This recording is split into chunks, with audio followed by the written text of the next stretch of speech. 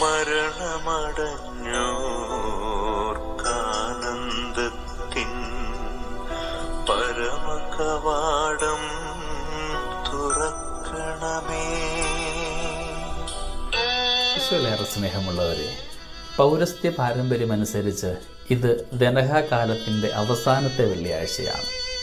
ഈ പാരമ്പര്യത്തിൽ സകല മരിച്ചവരെ ഓർത്ത് പ്രാർത്ഥിക്കുന്നത് ദനഹാകാലത്തിൻ്റെ ഈ അവസാന വെള്ളിയാഴ്ചയാണ്. അതായത് വലിയ നോയമ്പിന് മുമ്പുള്ള വെള്ളിയാഴ്ചയും ദനഹാകാലത്തിൻ്റെ അവസാന വെള്ളിയാഴ്ചയും വരുമ്പോഴാണ് സകല മരിച്ചവരെയും ഓറിയൻ്റൽ പാരമ്പര്യത്തിൽ ഓർത്ത് പ്രാർത്ഥിക്കുക.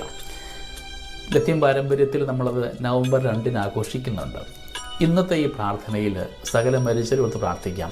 ദൈവാത്മാവിൻ്റെ കൃപ അനുഗ്രഹമാകുവാനും നമുക്ക് വേണ്ടി കാൽവരിയിൽ ബലിയാഗമായി മാറുന്ന ആ ദൈവത്തിൻ്റെ വലിയ കാരുണ്യം സകല മരിച്ചവർക്കും ഉണ്ടാകാനായിട്ടും ആദം മുതൽ മരിച്ചകന്നു പോയ ഓരോരുത്തർക്കും ദൈവാത്മാവിൻ്റെ കൃപ ലഭ്യമാകുവാനായിട്ട് നമുക്കിന്ന് പ്രാർത്ഥിക്കാം. ശുദ്ധീകരണ സ്ഥലത്തിലെ ആത്മാക്കളൊക്കെ നമ്മുടെ പ്രാർത്ഥനയ്ക്ക് വേണ്ടി ഇന്ന് കേഴുന്നുണ്ട്. നമ്മുടെ പ്രാർത്ഥനയാവണം അവരുടെ ജീവിതത്തിൽ അനുഗ്രഹമായിട്ട് മാറേണ്ടത്. ഓരോരുത്തർക്കും വേണ്ടി പ്രാർത്ഥിക്കാൻ നാം കടപ്പെട്ടിരിക്കുന്നു. പ്രത്യേകിച്ച് പ്രാർത്ഥിക്കുവാനായിട്ട് ഈ ലോകത്തിൽ ആരും അവശേഷിച്ചിട്ടില്ലാത്ത ആത്മാക്കളെയും നമുക്കിന്ന് പ്രത്യേകമായിട്ട് നമ്മുടെ പ്രാർത്ഥനയിൽ ഓർക്കാം. ദൈവാത്മാവിൻ്റെ കൃപ അനുഗ്രഹമാക്കിക്കൊണ്ട് ഓരോ മരിച്ച വിശ്വാസികളും അനുഗ്രഹമാകുവാൻ നമുക്ക് ഈ ദിനത്തെ മാറ്റിവെക്കുകയും ചെയ്യാം. ഇന്ന് ദനഹാകാലത്തിൻ്റെ അവസാനത്തെ വെള്ളിയാഴ്ച. വെളിപ്പെടുത്തപ്പെട്ട മിശിഹ രഹസ്യത്തെ തങ്ങളുടെ ജീവിതത്തിലൂടെ സാക്ഷ്യപ്പെടുത്തിയ വിശുദ്ധാത്മാക്കളെയാണ് ദനഹാകാലത്തെ വെള്ളിയാഴ്ചകളിൽ സഭ അനുസ്മരിക്കുന്നത്. ഒന്നാമത്തെ വെള്ളിയാഴ്ച വിശുദ്ധ യോഹന്നാൻ മാഗ്ദാനയുടെ സ്നാപക യോഹന്നാൻ്റെ ഓർമ്മയാണ് സുറിയാനി സഭ കൊണ്ടാടുന്നത്. ത്രിത്വ മഹത്വം വെളിപ്പെടുത്തുവാൻ ഉപകരണമായി മാറിയത് യോഹന്നാൻ മാഗ്ദാനയായിരുന്നു. രണ്ടാമത്തെ വെള്ളിയാഴ്ച വിശുദ്ധ പത്രോസ് പൗലോസ് ലീഹന്മാരുടെ ഓർമ്മദിനം സഭ കൊണ്ടാടുന്നു. ഈശോമിശിഹായെ നേരിട്ട് അനുഭവിച്ച പത്രോസും ഉത്ഥാനത്തിന് ശേഷം ഈശോമിശിഹായെ നേരിട്ട് കാണുവാൻ ഭാഗ്യമുണ്ടായ പൗലോസിൻ്റെയും ഓർമ്മ രണ്ടാമത്തെ വെള്ളിയാഴ്ചയിൽ സുറിയാനി പാരമ്പര്യം ഓർക്കുന്നു. മൂന്നാമത്തെ വെള്ളിയാഴ്ചയിൽ സുവിശേഷകന്മാരെയാണ്. തങ്ങൾ കാണുകയും കേൾക്കുകയും ചെയ്ത ദൈവവചനമായ ഈശോയെ അവർ എഴുതി വയ്ക്കുകയും നാം ഇന്ന് കാണുന്നത് ഈശോയെ അനുഭവിക്കുന്നത് ഇവരെഴുതി വച്ച വചനങ്ങളിലൂടെയാണ്. സുവിശേഷകന്മാരുടെ ഓർമ്മദിനമാണ് മൂന്നാമത്തെ വെള്ളിയാഴ്ച ഓർക്കുക. നാലാമത്തെ വെള്ളിയാഴ്ച വിശുദ്ധ എസ്തപ്പാനോസിനെ ഏറ്റവും ആദ്യ രക്തസാക്ഷിയായിട്ട് മാറിയ, കുരിശിൽ കിടന്നുകൊണ്ട് ഈശോ മിശിഹ ഇവർ ചെയ്ത പാപങ്ങൾ ഇവരോട് പൊറുക്കണമേ, ഇവരറിയുന്നില്ല എന്ന് പറഞ്ഞതുപോലെ തന്നെ മരണത്തിന് കാരണമാക്കി ഇവരോട് ക്ഷമിച്ച ഡീക്കനായിരുന്ന ആദ്യ രക്തസാക്ഷി വിശുദ്ധ എസ്തപ്പാനോസിൻ്റെ ഓർമ്മയാണ് നാലാമത്തെ വെള്ളിയാഴ്ചയിൽ നാം അനുസ്മരിക്കുക.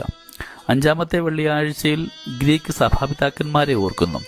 ആറാമത്തെ വെള്ളിയാഴ്ചയിൽ സുറിയാൻ സഭാപിതാക്കന്മാരെ, ഒപ്പം ഇടവക മധ്യസ്ഥൻ്റെ ഓർമ്മ, സഭാപിതാവായ തോമാസ് ലീഹായുടെ ഓർമ്മയൊക്കെ നമ്മൾ പുതുക്കുന്നുണ്ട്.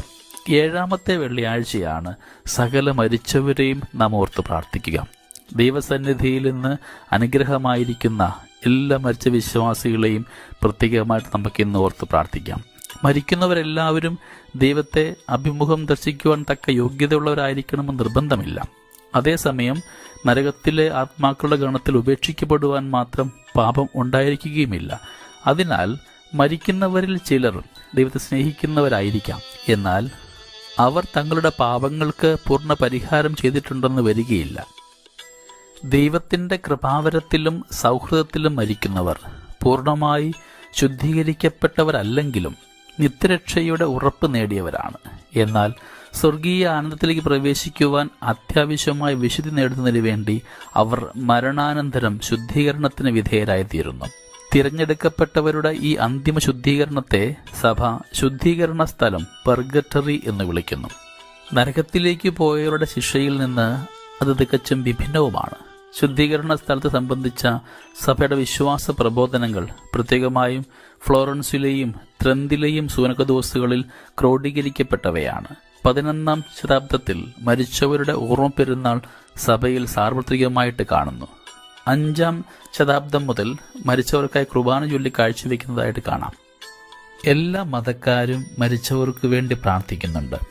പ്രാർത്ഥന ഏതെങ്കിലും തരത്തിൽ ഉപകരിക്കുന്നത് കൊണ്ടാണല്ലോ അവർ പ്രാർത്ഥിക്കുക. സ്വർഗവാസികൾക്ക് പ്രാർത്ഥന ആവശ്യമില്ല, നരകവാസികൾക്ക് പ്രാർത്ഥന പ്രയോജനപ്പെടുകയുമില്ല. നിശ്ചിത കാലത്തെ ശുദ്ധീകരണത്തിന് ശേഷം സ്വർഗത്തിലേക്ക് പോകാവുന്ന ആത്മാക്കൾ ഉണ്ടെന്നാണ് മരിച്ചവർക്ക് വേണ്ടിയുള്ള പ്രാർത്ഥനകൾ സ്പഷ്ടമാക്കുക. യൂദാസ് മക്കബെയൂസ് തൻ്റെ കൂടെ അടരാടി പോർക്കളത്തിൽ മരിച്ചവർക്ക് വേണ്ടി ബലികൾ സമർപ്പിക്കുവാൻ 12,000 നാണയം പിരിച്ചെടുത്ത് ജെറുസലേമിലേക്ക് അയച്ചു. മരിച്ചവർക്ക് വേണ്ടി പ്രാർത്ഥിക്കുന്നത് പരിശുദ്ധവും രക്ഷാകരവുമാണെന്ന ഒരു ചിന്തയാണെന്ന ബോധ്യത്തോടെയാണ് യൂദാസ് അങ്ങനെ ചെയ്തത്.